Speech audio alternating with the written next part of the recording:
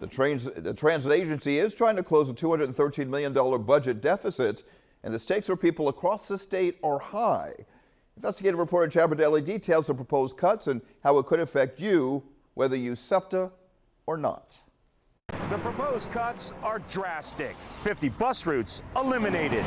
More than a dozen others would be shortened, and there would be a 20% reduction in services on weekdays and weekends for many other service routes. Hey, suburbanites, 5 regional rail lines and 1 metro line will also be eliminated, and service after 9 p.m.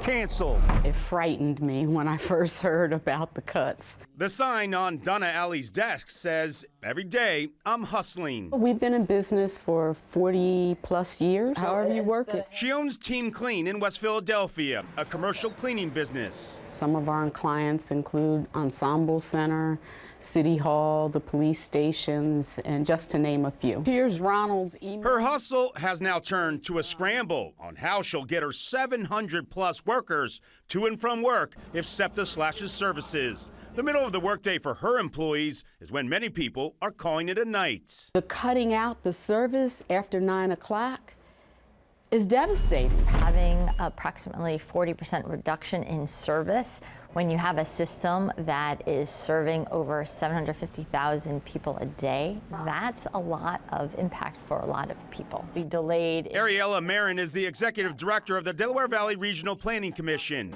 She says the proposed service cuts would add 275,000 vehicles to our region's roadways a day. Is the equivalent of taking everyone who lives in the city of Pittsburgh, including the kids, including the babies, putting them in their own vehicle and having them descend on the roads of Philadelphia. That means longer commute times, especially along I-95 and the Schuylkill Expressway.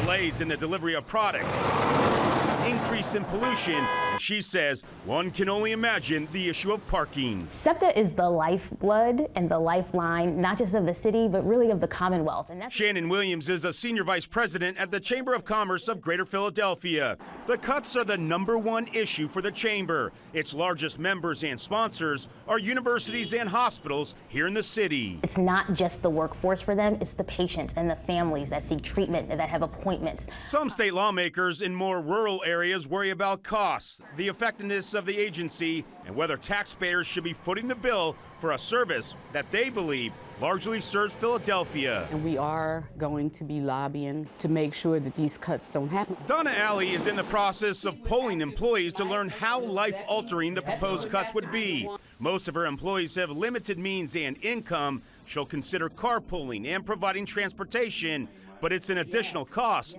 she can't afford. So I'm just hoping and praying, Chad, that they don't do it. If enacted, the cuts would go into effect in 2 phases, in late August and in January. You can see more details about the exact routes by going to our website, 6abc.com/links. I'm investigative reporter Chad Bradelli, Channel 6 Action News.